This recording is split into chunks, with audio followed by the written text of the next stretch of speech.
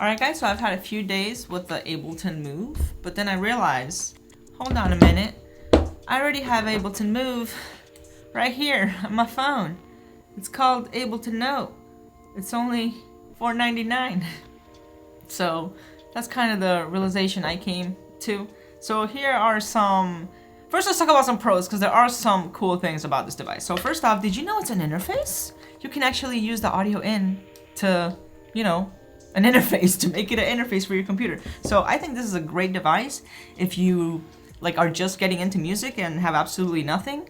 There's an interface in here, so that means you can plug it into your computer, plug your headphones in, plug your guitar in, or your microphone or whatever. The only thing is that it has a 3.5 jack, it has that tiny little headphone jack. So you're gonna need a special, not too special, but you're gonna need an extra cable.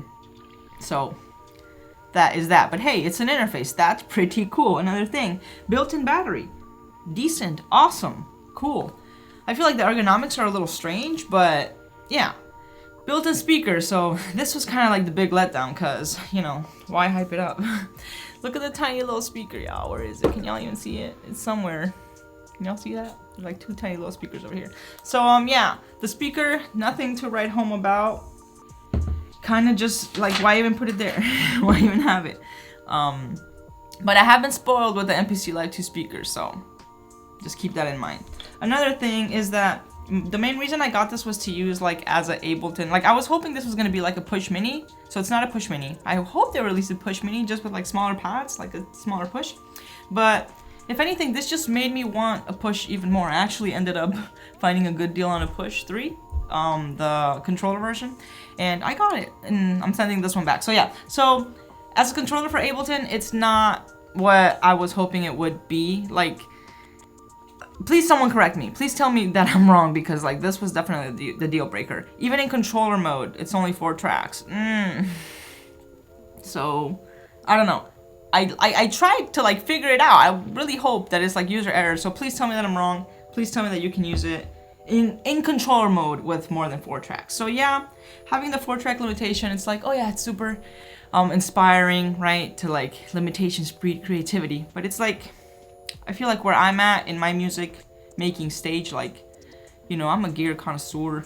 There's a lot of stuff that come and go. It's am I gonna just keep this as another little cool gadget like the OP1 and the KO30? What would I switch this out for? You know what I'm saying?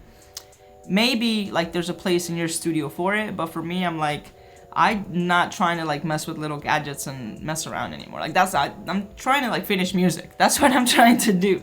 So anything that gets in the way, any extra little gadget that kind of impedes me, that just stops me from progressing and my goal, right? I'm kind of just past that stage. It's awesome. Again, if you're just starting off, awesome to have the built-in microphone. I would love to see something smaller, because there are so many options. There are so many options for portable gear now.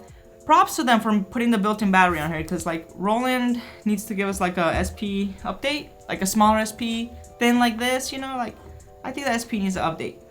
Who knows when we're gonna get a new SP, or a SP555 update or something like that. But yeah, I mean, it was cute. I'm sure. And also, keep in mind that my hand's messed up. My hand's super messed up. So keep in mind that has definitely affected how much I've been able to enjoy this. But some of the cool things that you can do, so if you hold a step and then you change the tuning, you can actually tune each step. So you can use that on a drum rack and make a whole, there's a lot of cool stuff that you can do on here. But I've already messed with the push 3 pads, and this is definitely a downgrade from the push 3 pads. Once you play those pads, it's okay, neat. Again, this just made me want to push more. So maybe that'll happen to you. If you use Ableton and don't use a push, this is not going to make you use Ableton more. I don't know. I didn't feel that way of it. Even in controller mode, there's not much that you can do. It was extra to figure out how to do the clips. Again, only 4 tracks. I couldn't set bar amount, which is something super important with the push, right? So then, neat. Also, I like this material. I don't remember if they used the same nasty sticky material that the push 2 had on the push 3. Hopefully not. But this material is not the same material, so I like the material. I like the weight. Again, for what are these? 40 something? Almost $500. I think I might just wait till they drop in price. Like I'll wait. I'll give it a couple months till people buy them and you know they get over the hype, and maybe I'll try it again when I can pick up a cheap one. I ended up getting the Push 3, the controller version, for a couple $100 off. Like I found it used somewhere, and I got it. So I'm excited about that. I was super sad because I'm like, oh, I need to buy the bigger version, which is like $2,000 by the way, the standalone version. But I don't really want it. I didn't really want it for the standalone. I just wanted it because it was also an interface. But then after I bought it, I found out that the controller version is also an interface. I'm like, what? This is freaking amazing. Because like I'm trying to like minimize everything. So if like the controller version is an interface, like that's what I'm gonna be plugging up my speakers into. Like maybe the SP. I'm not gonna say the SP is gonna get retired because you know that's Bay. But like this is just probably something that I'm gonna perform on, because like integrating this with like an actual production workflow, I mean like right now it's my only interface and I'll get like a lot of latency. I also have my montage and I've been using that as my like when I'm officially like recording vocals or something like that. Like I'll run my microphone into this. I didn't even see that.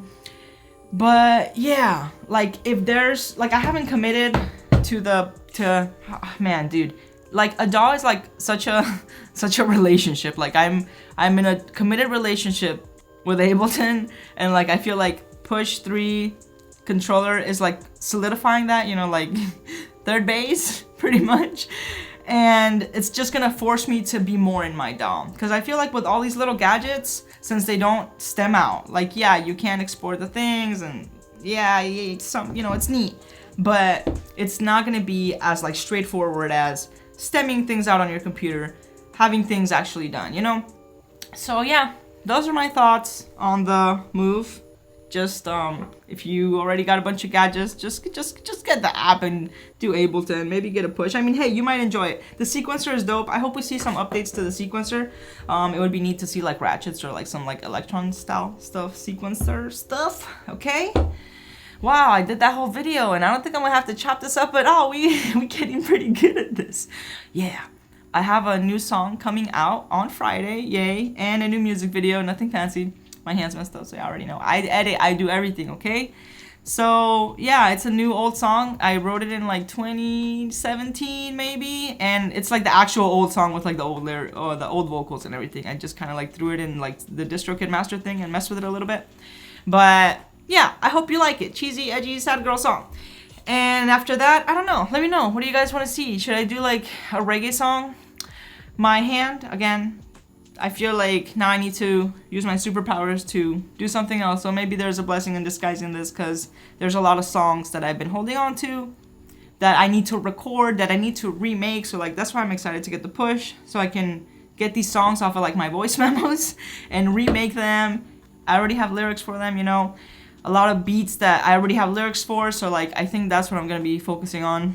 I just realized like my hand's been up like this the whole time. Yo, my hand is really messed up. I can barely close it. Yeah, so we'll see how it heals up. Also, look how bruised up my freaking wrist is. Yeah, yo, I almost died. Like it's really hitting me how near death I was. Just a few, like the amount of force that I was pushing down with the knife on the thing, stupid art thing, and then yo, just a few inches more, game over. So yeah, that's it guys. Support my work on Patreon. Stay fly, music video on Friday, time will tell. Love you, stay fly.